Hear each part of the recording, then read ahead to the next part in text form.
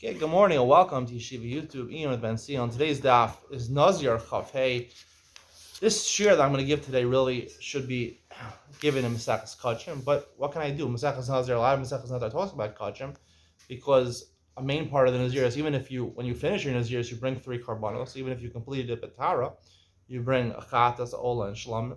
And if you did Betuma, then you would bring an Asham, Achatas, and an Ola. Atam Chatas and Ola. So you're bringing karbanos. That's an integral part of Masech Nazir. So the Gemara deals today with brings a brisa, Rabbi Shmuel and Rabbi Akiva on Chav Hem and Aleph. What's the din if you have a karban shlamim? You said, let's say a Nazir, right? They set aside an animal for a shlamim, and then the animal gets a child, becomes pregnant, gets a child before you have a chance to be makriv on the mizbeach.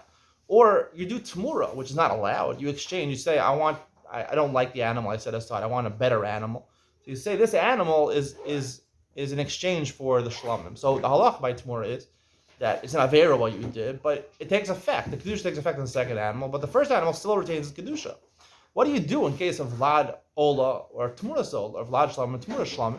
The halacha is Rabbi Shmuel brings from the pasuk, and Rabbi Akiva seems to agree with this, that you bring it as a korban. Now you don't bring it as a korban chiyuv because you can only have one korban as a chiyuv. The other korban is brought as a shlamim for nedava, or no for nedava, as opposed to the brayta says achatas and asham, which is not halacha. And it's clear from the Gemara and Chafei and Beis that a chatas actually dies. A vlad chatas, moras chatas, you let die, right? You don't give it water and food to eat, so it dies. And asham is a little different. You let it graze in the field until it gets a mum. You give it food, and then once it gets a mum kavua, a permanent blemish, then you redeem it. And it's something called psulei amukdashim, which you have to treat a little bit like kedusha, but basically it loses most of its kedusha, and you could eat it.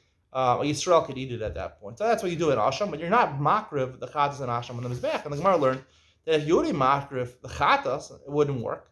And asham, the Gemara says in Chavim and Beis, it would work as long as you already let it graze. If you started to let it graze, even though it didn't get a mum yet, if you then makriv as an ola, it would work technically. So there's 3 halachas. There's ola and shlam, there's chatas, and there's asham. So how do you understand this? So let's just take a backtrack. This is a theoretical shir, just it's sort of like Tami HaMitzvos, the idea behind the mitzvos, but really the Gemara mentioned these types of things. And although the Gemara said before is considered a doro, it's considered a matana to HaKadosh Baruch. When you finish your Naziros, you give a present to Hashem. When you start being makar of karbanos, a lot of times you'll have a karban ola. Right? You give a present to Hashem. It's not necessarily for kapara, for atonement for your sin. It's a doron, right? It usually comes along with other karbanos. Now a shlamim, right? The karban tamid, right? Twice a day. It's a present to Hashem. We give a present to Hashem to service Hashem, that we show Hashem. Maybe you ask bakashos when you do that. It's like the tfilos makom tmidin, right? The tfilos are makom the karban tamid, right? The 2 karbanos tamid and ivarim padarim, right? The remnants that you burn at night. So the karban tamid is like tefillah, that you give a present to Hashem, just like we say the praises of Hashem in the beginning of Shemona Esrei. And then we ask our bakashos. And ola is a present you give, and usually when you give a present, you want to ask for your bakashos. A shlamim is usually given as it's called a peace offering, makes shalom, because 3 people get to eat it. The kohanim get part of it, the person who is makriv gets part of it, and the mizbeach gets part of it. It's normally when I think it's more like for the kohanim, a peace offering. They're doing a lot of avoda on the base of mikdash, so you do shalom between everyone, and so the kohanim should get something to eat. Hashem should get something to eat. It's usually brought in concurrence with other karbanos. For example, by Nazir, when he completes his Nazir's B'tara, he brings a shlamim, an ola. He wants to pray. He wants to ask, make bakashos. He brings a shlamim because he's doing a seder of karbanos, he's involving the kohanim. And the chatas is like we learned for the sin that he did, because we learned earlier, Rozar Kapar says he sinned because he was sir atzmam and ayan. So you bring chatas, even though you become tameh, the Nazirus itself a lot of times is considered a sin. So a korban chatas, we know obviously, is for kapara. It's for chet. The word chatas comes from the word chet, that you sinned, right? Chatas is brought an extreme sin, right? When you violate something which is very serious, like Masech Shabbos or Avodah Zarah, and if you did it b'mezid with Eidim, you chayav skila, and if you did it b'shogeg, you be chayav kares, and you be chayav kares, and you bring a korban chatas, right? You chayav kares. I'm sorry, if you did it b'mezid, without Eidim, you chayav kares, and if you did it b'shogeg, you could be chayav a korban chatas. Anytime you chayav kares b'mezid, you chayav a chatas b'shogeg. But that's not a vade avera. You know you did an avera unwittingly, but you have to bring kapara because you have to be more careful. A Karban Asham is like half of a Chatas almost, because a Karban Asham comes from the word guilty, right? It's not as bad like Asham Taloi. Asham Taloi you bring when you're not sure if you did something which would mechayev you a Chatas. Asham Taloi is when there's a Safek, right? You have two pieces, one's Chaylev, one's Shum. And if you knew you ate the Chaylev, you have to B'shog, bring a Karban Chatas. But here you're not sure if you eat the Chaylev or the Shuma. There's no way of figuring it out. So you bring a Karban Asham Taloi, according to the Rambam, only when it's Chazik Yisura, when there's definitely Shuman over there. So there's two pieces. So you bring a Karban Asham Taloi. For example, a Nazir, he brings a Karban Asham when he becomes Tameh, right? He's guilty because obviously he did it unwittingly to become Tameh. You're not supposed to become Tameh when you're a Nazir, but he bears some guilt over there. Now, it's not a complete Avera because it's not a serious thing. It's just a lav. So it's not as serious as a Karban Chatas. There is guilt over there because you weren't careful in Misham or Tumah. Asham Nazir, there's Asham Mitzora, right? When you come to Saras is usually called by Lashon Hara. So these are not as severe. Asham is not as severe as a Karban Chatas, but Asham generally is for guilt. Guilt, not complete guilt, right? Not the guilt of a Chatas, but partial guilt. So therefore, that makes sense over here. Let's think about the halachas that come out today. That if you have a shlamim or an ola and it has a child, so generally the kedusha of, even though yes, there's kedusha aguf. Kedusha aguf means the animal is kaddish. If I separate an animal, so this animal is for a behema, right? It has kedusha aguf, but the child, right, a present, right? If you give someone stocks and it has dividends, so he also gets the dividends also, right? So it has a child, it has a vlad, so that's also part of the present that you give the person.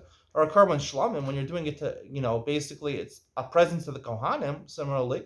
So also if there's a vlad or there's a tmura, it's exchanged, even though the shlamim or the olar is not for the chiyuv, but there's still an aspect of, it's still an aspect of monetary value. It has kedusha on the actual animal itself, but it's a monetary transaction. Basically, it is you're giving a present, which is a monetary thing, benefit you're giving to somebody for shlamim to the kohanim and olah to Hashem. So there's dividends over there. So if there's a vlad or there's a tmura, they also get that. Mizbeach also gets that. However, when it comes to karban chatas, that animal is specified. When you're makdish a certain animal as a karban chatas, that animal is the one providing atonement. So if it has a child, the child is not relevant to this animal. Or there's a tmura, it's a different animal. It's not going to bring. If it's not going to bring atonement, it's worth nothing. Because the whole point is, so it retains kedusha guf.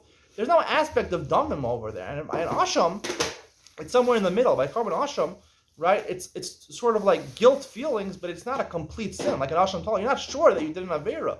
So bringing an asham, it depends. Like the Gemara says, if you before you let it go graze in the field, right? So and it has a child or has a tmura. So again, it's like a korban chatas because it's brought for sin offering. So only that animal is really relevant. If it has a child or it has a tmura, right, exchange for it, so it's not something which is relevant to that sin. So it's not relevant to that sin, so it's not going to be kosher on the mizbeach. However, if you already let it graze already, so once you let it graze already into the field, so there is an aspect of kedusha's dam over here because once you let it graze in the field and it becomes a mum, you're allowed to be poded, right? So you transferred it, you've removed the kedushas, still has kedushas aguf, obviously. However, you've enabled a type of value to it by letting it graze, because now once it gets the mum, it's going to have value, and you're redeem it for money. So therefore, b'di'evid, if you go ahead and shecht it as an ola, it would be kosher, because once you relegated it to kedushas damim, to a monetary status over there. Obviously, it is kedushas aguf until it gets a mum, but it also has a monetary value over there. Chatas has no monetary value. It's all for kapara. And anything related, any dividends which come from not related to it. And asham, once you let it graze, so then it's in the parsha, it's relatable that you could actually redeem it. So therefore there's an aspect of Lucia's damim over there. And therefore if you shecht it for an ola as an adava, it would work with the Eved. Obviously this is a simplification over this. When we go through Masal's Kachim, we have to crystallize these analyzations, but I hope it gives you an introduction to the aspect of Kachim. Hope you enjoyed today's share. See you in the next one.